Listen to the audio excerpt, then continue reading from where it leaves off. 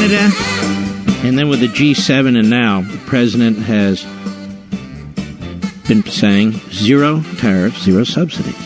He did not say that during the campaign. He did not say that 9 months ago. He did not say that 6 months ago. He's starting to see the farmers, particularly the soybean farmers, and what the consequences are. He's starting to see what a lot of these bright red states with bright red senators are having to deal with. The president's a smart man. He's a smart man. And with the European Union, now he's focused on soybeans and a few others, they've agreed to talk about trying to get to zero tariffs and zero subsidies on a whole bunch of farm products and other products, except for cars.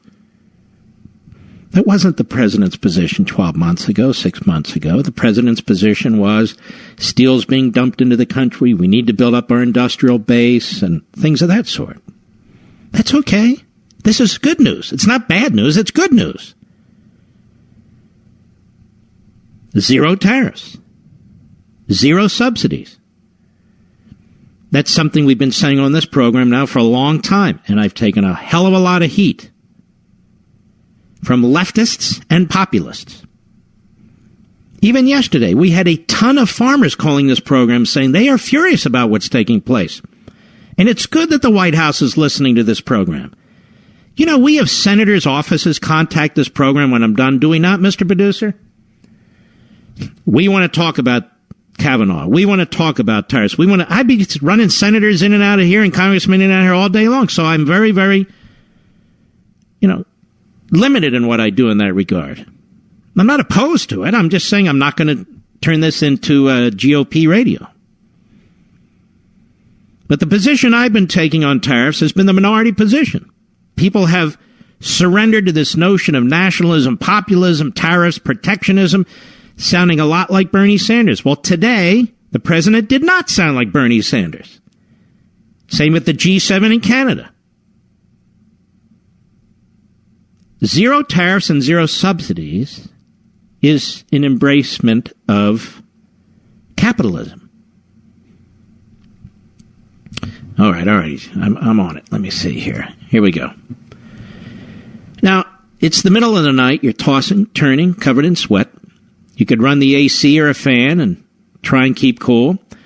Or you could get rid of your heat-trapping mattress and sleep as cool as the other side of the pillow like I do on a mattress from Casper. All Casper mattresses use premium foams that relieve pressure and help align your body, so you fall asleep feeling comfortably and wake up feeling refreshed. And thanks to the breathable material, you're guaranteed to sleep cool all summer long. Casper ships for free in a box so small you won't believe it holds a mattress. That's so you can try it risk-free for 100 nights. If you don't love yours, they'll come pick it up and refund you everything. Sleep cool and comfortably every night. Get a Casper. Try yours for 100 nights with free shipping and returns.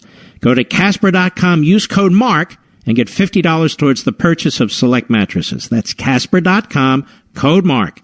Casper.com, terms and conditions apply. So let's not rewrite history on the program. We've had people tune out because they're furious with me on this issue of trade. They've gone on my social sites and they've posted things.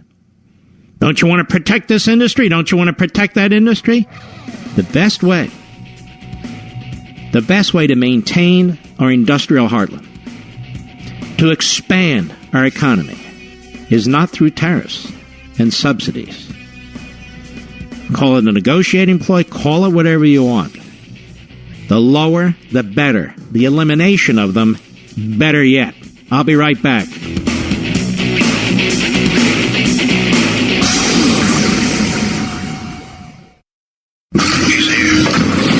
He's here. Now, broadcasting from the underground command post, deep in the bowels of a hidden bunker, somewhere under the brick and steel of a nondescript building, we've once again made contact with our leader, Mark Levin.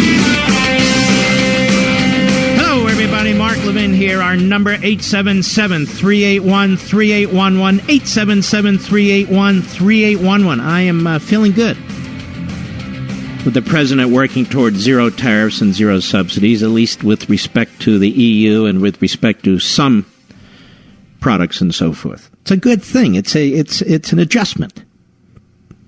And that's good. And I want to see it with steel and aluminum and all the rest of it. And if the other countries go along, good. And if they don't, we should still do it.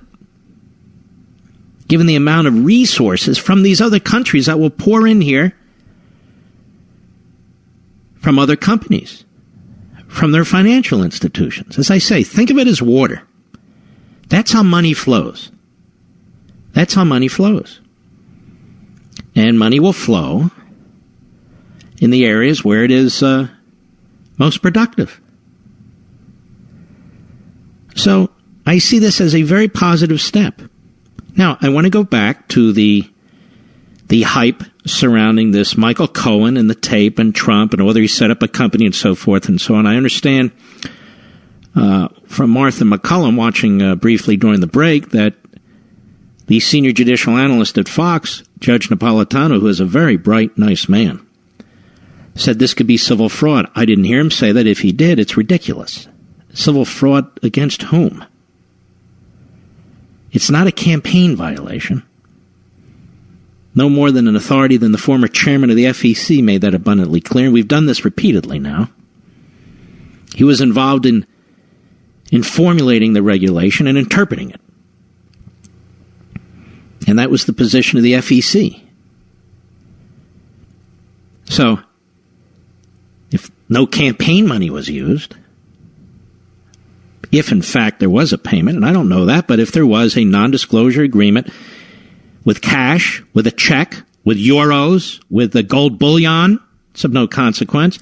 If they set up an LLC because he didn't want people to know about it, it's nothing to do with the campaign laws. It has to do with the way he chooses to make the non-disclosure agreement. There's no civil fraud. Civil fraud against whom? For what? There's no campaign violation. It's not an in-kind contribution. There was no cash used from the campaign, no money raised as a result from donors to the campaign and laundered or none of that stuff. So this is another, as I like to say, nothing burger. But they'll keep playing it up. No question about it. They can't help themselves. They'll keep playing it up. They can't help themselves. So when you look at these attacks on the president, they really are trolling. He obstructed justice. Why? Because he fired Comey. No, you don't understand. He's president. He can fire Comey. Well, this Russian who was in America working with conservative reminds us of Alger Hiss. Has nothing to do with Alger Hiss. Not even close. Now we have the next issue. I only saw this on Fox. I hadn't known. Do we have that audio yet, Mr. Producer? Or are we not? I gave it to you at the... all right, we do. This is a reporter for CNN. I forget her name.